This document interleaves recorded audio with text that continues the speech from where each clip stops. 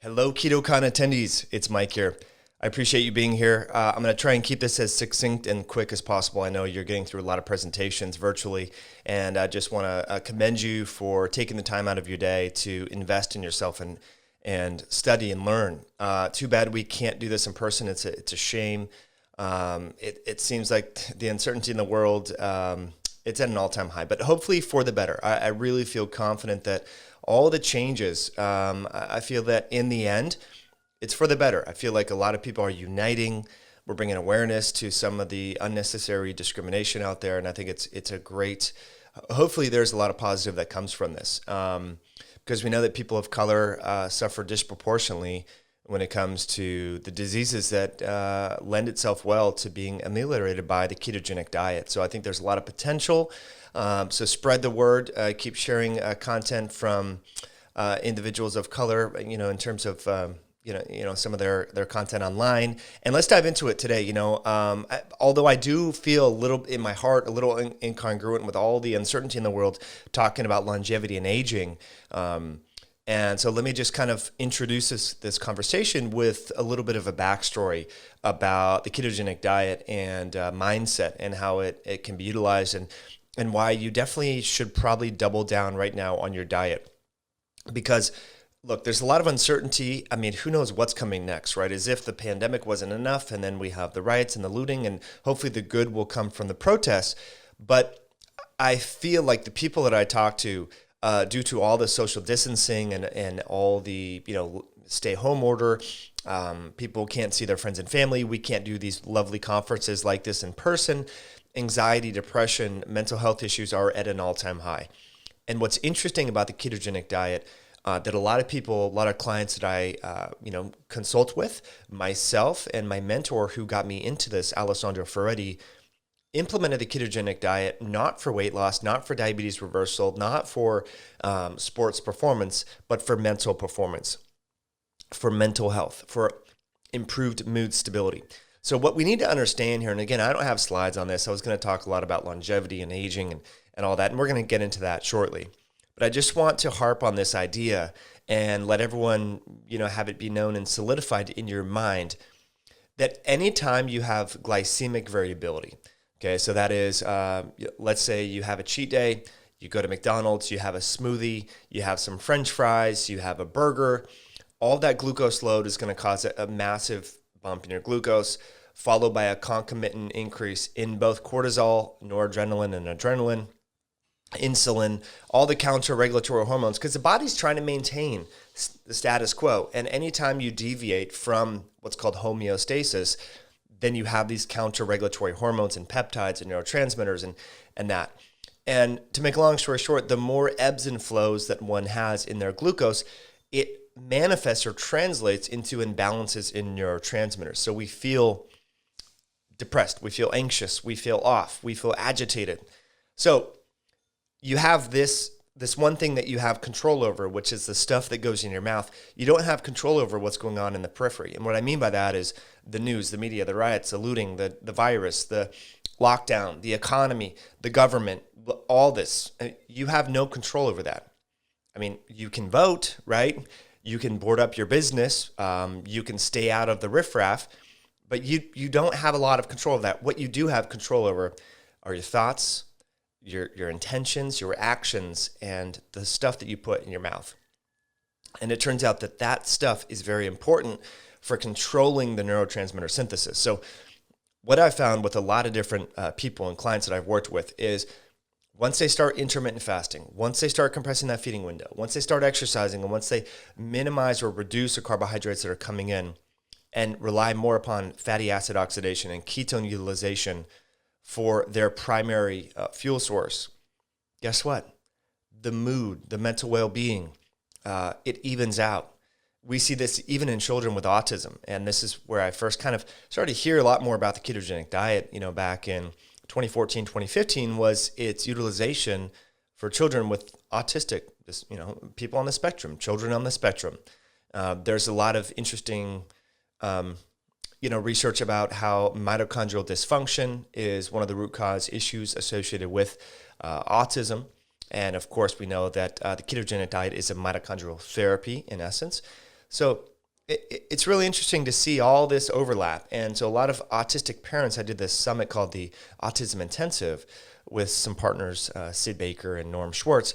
And what we kept hearing over and over again from the doctors and the patients, doctors and the parents rather, is that when their children went on a ketogenic diet, their behavior improved. And that to me was an aha. And look no further than how the ketogenic diet came about in terms of affecting treatment-resistant epilepsy, right? Helping the brain. So I wanted to provide that little context. I know you want to talk about and learn about aging, learn about longevity, learn about some of these intracellular factors that are associated with ketogenic diet metabolism and fatty acid oxidation and mitochondrial metabolism. But I just wanted to kind of start off that conversation with that preface, that primer, so that we have a better idea and understanding as to how our diet can affect our mindset. And again, getting back to my mentor, Alessandro Ferretti, who lives in the UK, he was the one that introduced me and got me excited about the ketogenic diet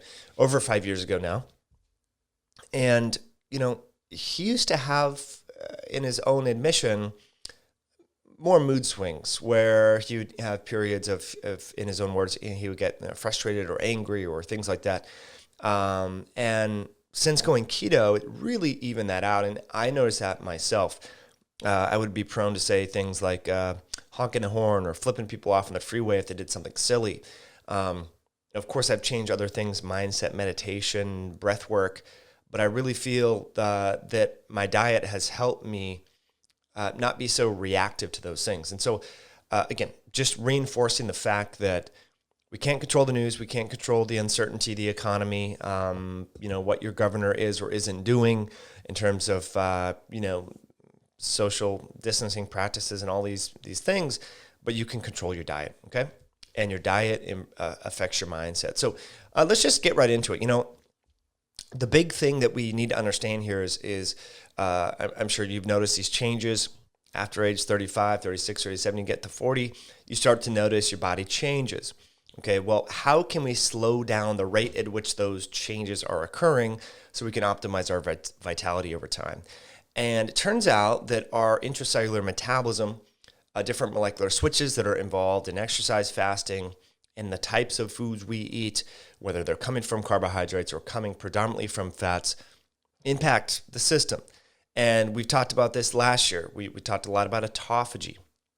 We talked about AMPK and mTOR and these different intracellular signaling pathways. Well, it turns out that these are intimately involved not only in autophagy, but in the longevity process and how we age.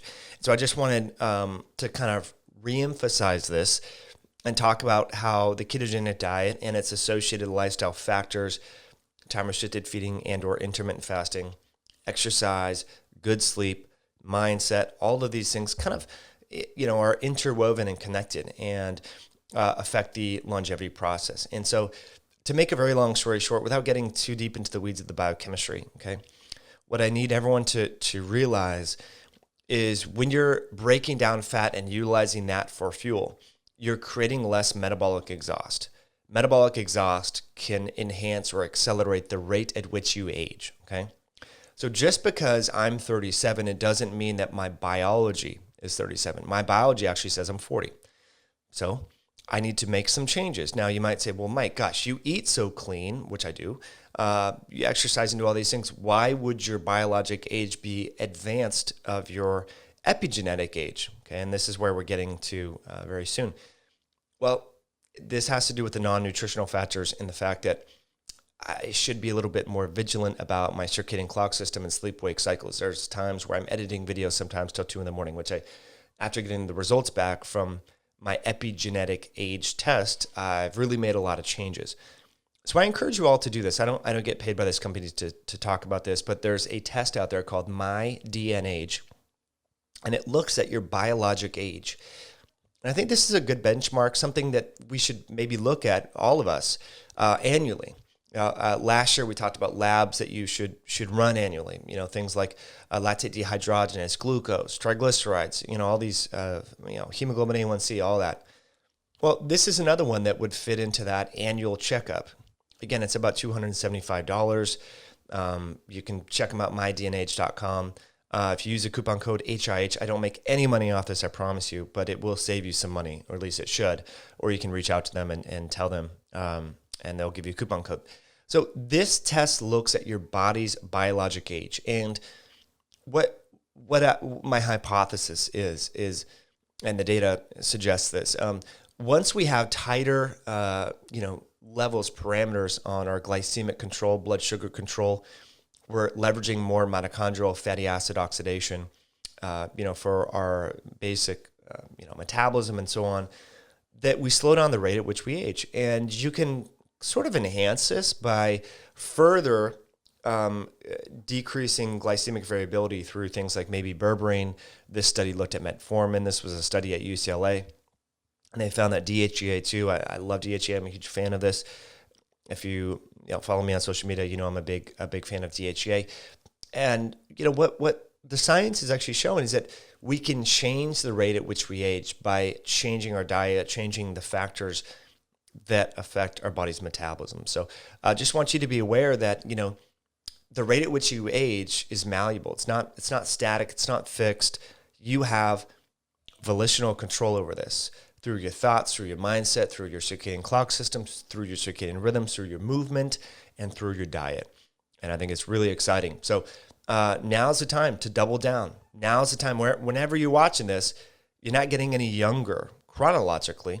Biologically, the rate at which you're aging could be accelerated. And so if we can, to use words in the epidemiology of this viral pandemic, flatten the curve. If we can flatten the rate at which you're aging by changing the inputs, by changing your exercise, your carbohydrate consumption and the ebbs and flows in your glucose, we can slow down the aging process, which is great. Again, so this is the company. I did this, when this was October when I first did this. So I'm going to retest mine in a few months. Great video, all about telomeres. A lot of people are concerned about their telomere function.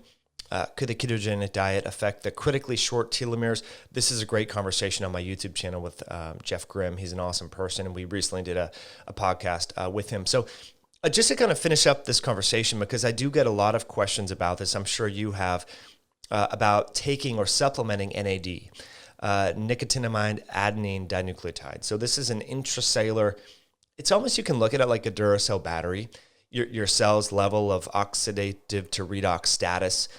And as you can see from these numbers, NAD levels intracellularly progressively decline throughout lifespan.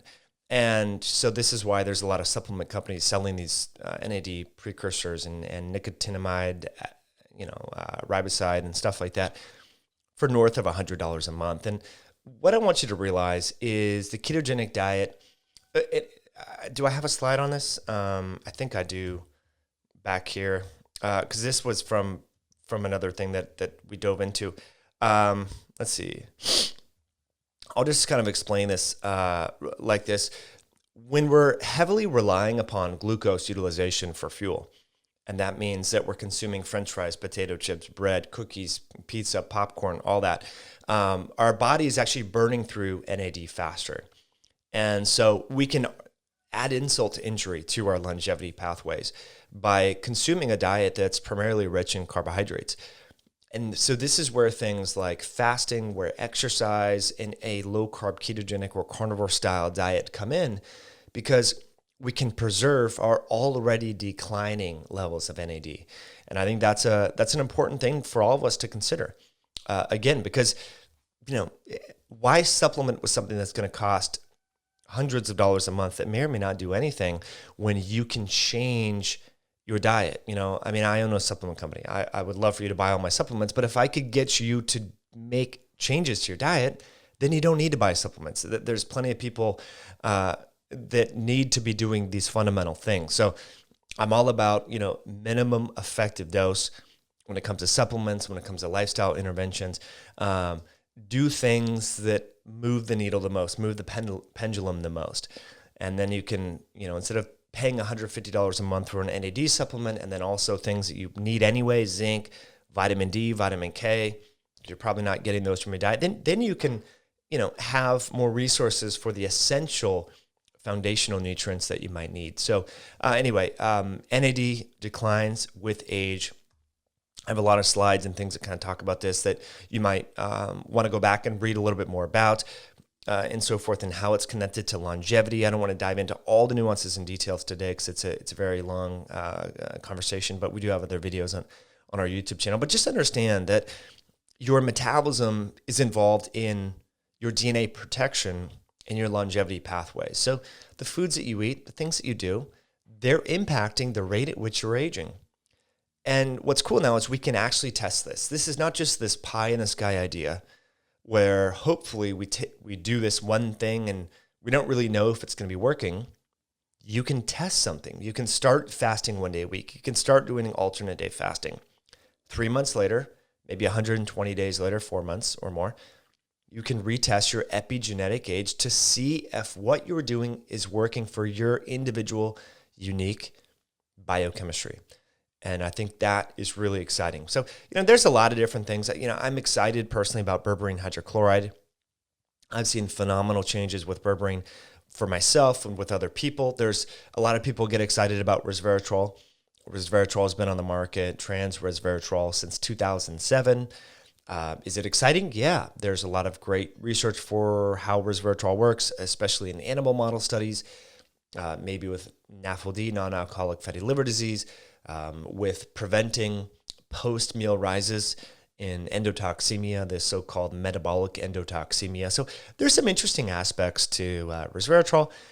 I personally noticed, when I started playing around with berberine in 2015, how quickly it drops glucose and how quickly it elevates ketones. To me, it's really affecting metabolic pathways in a unique way. So I'm excited about that. But remember, your feeding, fasting patterns, your exercise, all of these things are making a big impact on your body's pathway. So, basically, what we need to understand is it's not just about our diet. I go to all the keto conferences just like you do probably. And sometimes I've heard some really well-spoken, highly, accomplished speakers say that exercise, it's not that big of a deal. Diet change is like the biggest thing that you need to understand. I'm talking about one person in particular who I highly respect, by the way. I'm not saying this in any derogatory, manner. But I've heard individuals say these things. And it really bothers me because we know that exercise, not only does it drop glucose and raise ketones, but it helps to improve metabolic flexibility. It helps to get rid of senescent cells, which are dead, damaged cells that are causing problems. Senescent cells are like the rioters and looters right now that are, just exacerbating our existing problem in terms of economically and racial divisions and disparities. So the rioting and the looting, I'm all about protesting and making change through that manner. But once it becomes violent, you're adding kerosene to a really flammable fire that just is going to spiral out of control. Senescent cells are just like that. These are cells that should be dead, but they're not. These are cells that should not be there. And what they're doing is they're causing other cells to misbehave. And so when we exercise, we get rid of these cells. When we fast, we get rid of these cells. Potentially, when we take things like metformin or berberine, we can help to get rid of these cells. And so this is where exercise comes in because it's a really powerful way to help clean house, to help purge the system, to help prime basically our body's mitochondrial function and things along the line. So I want you to realize that your diet's very important, but you need to exercise. Okay, and in fact, what we see, and I see this with clients all the time, if they only change their diet, they get good results. They get some really good results, especially with compressing that feeding window and going keto, carnivore, low carb, even 1 meal a day, keto, carnivore, amazing. But when they bake in exercise on top of that, that's when we really see these leaps and bounds in terms of their changes. So understand that's what's going on. I don't want to get into all of this, but I do just want to finish off right here and talk about, what's the big deal when it comes to longevity? What's the big deal when it comes to NAD and our metabolism, and just finish the conversation here and know that, in 2021, we're going to even dive further into this. Hopefully we'll have new testing and new things that we can talk about. But the big deal is when you fast, when you decide to break your fast, whether or not you decide to make exercise part of your lifestyle, whether you decide to have the bread or not have the bread, that's affecting this critical intracellular energy sensing molecule called NAD. And this is ultimately affecting the rate at which you age. So I want you to make the best decisions. And I want you to start to think about it and realize that progress begets more progress. You know, you probably saw during quarantine where if you had an uncertain day, viral pandemic is exploding, you know, a friend of a friend is in the ICU, you know, you have some cookies, some chocolate. It causes that momentum to unravel as quickly as it was built. And then you know, so progress is like a pendulum, it's swinging. And once you get a little bit of momentum in one direction, it kind of builds upon itself in that bad manner, in the sense. So I just want you to think about it and think back to things that we talked about today, and you're faced with a choice of, hey, here's beer and pizza and cookies, right? Think about, okay, well, how is this going to affect the rate at which my body ages? Now, of course, there's something to be said about the 80-20 principle and all that sort of stuff, but I just want you to understand there's now molecular biology. We know the physiology very well, and we understand that when we make these choices, it increases the rate at which we age. And how are you going to feel? How are you going to look back in 20 years? And if you look older, or your brain's not functioning well, or your metabolism is messed up, or you have increased risk for diabetes, are you going to regret those decisions? And I know I will. I know I regret some things, you know, that I've done earlier, and wish that I wasn't flying back and forth from Seattle to Chicago, you know, 3-4 times a month, screwing up my circadian biology, right? So I want you to realize that we now have the hard science to show that the fuels that our body primarily utilizes to cause our neurons to think, to cause our eyes to move, to cause our muscles to move, are also involved with the aging and the longevity process. And so make good choices, practice intermittent fasting, be grateful, have some gratitude, some thanks for all the great things that are in your life or that are coming in your life. And, you know, minimize the consumption of those carbohydrates. Not that they're evil, not that they're bad, but relying upon more fatty acid oxidation seems to be a great strategy to help to preserve this NAD. So thank you for tuning in. Thanks for watching all the way through and being part of this virtual summit. I really wish that we could be there in person, but hopefully we can do that very soon as this pandemic evens out and the uncertainty in the world, you know, brings back some closeness and minimizes, you know, race disparities and you know, just discrimination and things like that in the world. So grateful that you were here. Hope you have a great rest of your day, and we'll catch you all soon. Bye now.